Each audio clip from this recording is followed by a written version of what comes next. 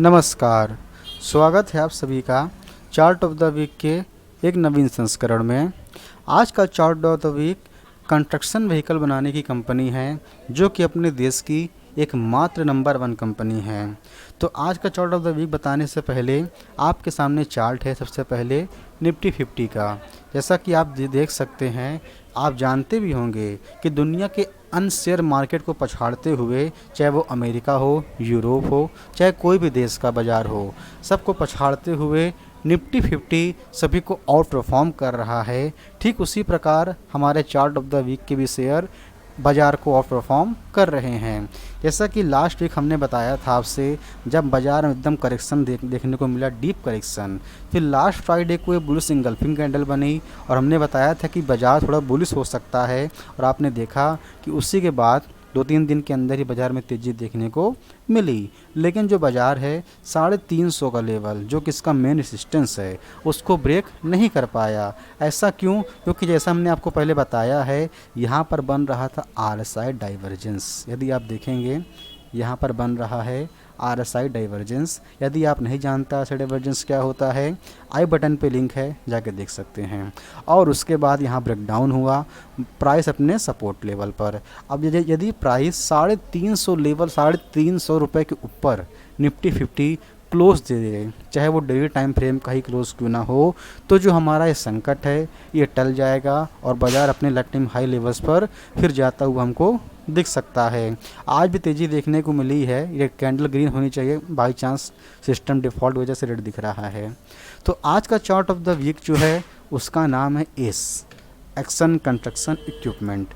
ऐसा हमने इस शेयर में क्या देखा, इसको चार्ट ऑफ द वीक चुना है। चलिए आपके साथ शेयर करते हैं। आज आपके साथ अपनी एक स्विंग ट्रेडिंग स्ट्रेटजी भी शेयर करेंगे जो कि इसी शेयर में हमको बनती हुई दिखी थी। तो जैसा आप देख सकते हैं, इसका लॉन्ग टर्म चार्ट है वीकली।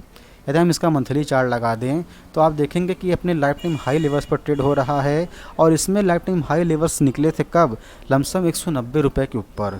उसके बाद इसमें ब्रेकआउट देखने को मिला और 250 तक प्राइस दिखा गया। अब इसमें एक रेंज में ट्रेवल करने के बाद पुनः पिछले महीने एक ब्रेकआउट आता हुआ दिखा। यहाँ पर बना था मंथली टाइम फ्रेम पर एक बुलिश फ्लैग पैटर्न।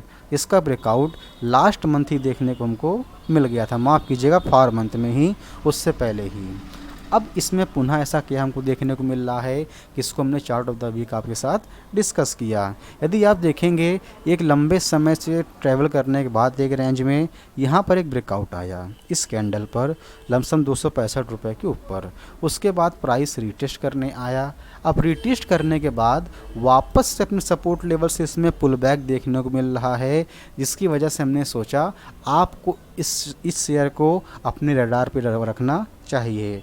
क्योंकि चार्ट ऑफ द वीक में कोई भी आपके साथ बाय सेल का रिकमेंडेशन नहीं, बल्कि एक चार्ट जो कि आप mid term to long term investing purpose कैसे चूज़ करते हैं, वही आपके साथ शेयर करने का मकसद रहता है।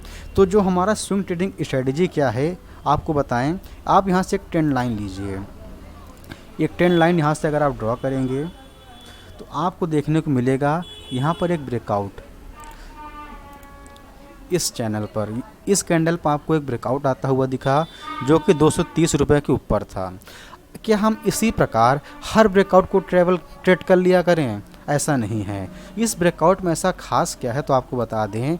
यदि आप यहाँ पर देखेंगे, जब भी प्राइस बॉटम से टच करे, ऊपर गया, फिर सीधा नीचे आया, फिर ऊपर गया, फिर सीधा नीचे आया, फिर ऊपर गया, फिर सीधा नीचे, दोनों से, ठीक। लेकिन इस बार ऐसा खास क्या है कि यदि आप देखेंगे प्राइस जो ट्रैवल कर रहा है वो लमसम एक लैडर में, यानी कि सीढ़ी बनाते हुए। एचनी ट्रायंगल पैटर्न में क्या होता है, एचनी ट्रायंगल में एक पीक बनती है, फिर प्राइस थोड़ा नीचे, फिर एक पीक बनती है, फिर प्राइस थोड़ा नीचे, फिर एक पीक बनती है, और यहाँ से ब्रेकआउट देखने को मिलता है।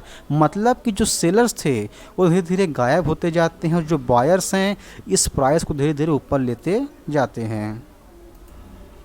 तो इस प्रकार से काम होता है। यहाँ खास ये इस वजह से था ये ब्रेकआउट, क्योंकि यदि आप यहाँ पर एक ट्रेंड लाइन ड्रॉ करेंगे तो आप देखेंगे कि एक यहाँ लाइन चार्ट लगा दें तो आप देखेंगे एक लैडर में प्राइस ट्रेवल कर रहा था, और जिसकी वजह से यहाँ पर ब्रेकआउट आने से पहले ही हमको ब्रेकआउट आने के संकेत थे कि हाँ ब्रेकआउट इस बार आ सकता है। और आप देख सकते हैं ब्रेकआउट आने के बाद लमसम 30 से 35% की तेज़ी एक महीने के अंदर ही हमको देखने को मिली थी। यदि आप यहाँ से प्राइस में देखेंगे ब्रेकआउट लेवल से जो तेज़ी है 30 से 35% की तेज़ी हमको देखने को मिली थी कुछ ही हफ्तों के अंदर। तो ये होता है एक सटीक ट्रेडिंग एनालिसिस। हर ब्रेकआउट को ट्रेड नहीं करना है, ऐसे ट्रेंड लाइन खींच दिया और ब्रेकआउट देख के बाई कर लिया। शेयर मार्केट इतना आसान नहीं है, बल्कि आप प्राइस की मूवमेंट को देख के वहाँ पर समझ सकते हैं। यदि आप यहाँ पर फीबो रिट्रेसमेंट डालकर देखें, जैसे कि इसके क्लोजिंग से माफ कीजिए फिबोनाची एक्सटेंशन, तो आप देखेंगे कि जो इसका प्राइस है यहाँ ब्रेकआउट देने के बाद कैसे अपने नेक्स्ट टारगेट तक एकदम एग्जैक्ट छू कर आया है। तो यह फिबोनाची का जादू। अब यदि इसका नेक्स्ट टारगेट देखें तो यदि इसने इस लेवल के ऊपर क्लोजिंग दे दी 320 रुपये के ऊपर, तो इसके लिए नेक्स्ट टारगेट होता है हमारा 400 रुपये का। ठीक है, तो ये हमारे टारगेट थे। यदि स्टॉप लॉस की बात करें तो स्टॉप लॉस आप रख सकते हैं इस सपोर्ट के नीचे, जो कि इसका बन रहा था 265 रुपये के नीचे। आप अपना स्टॉप लॉस रख के इसको ट्रेल कर सकते हैं। और टारगेट की बात करें तो 320 पहला, दूसरा 400 का। यदि इसके शेयर होल्डिंग पैटर्न की बात करें तो शेयर होल्डिंग पैटर्न में 66% शेयर जो है प्रोमोटर के पास हैं।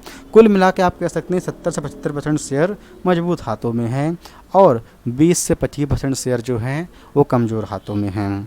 तो यदि वीडियो अच्छी लगी हो तो वीडियो को लाइक कीजिएगा एंड चैनल को सब्सक्राइब कीजिएगा।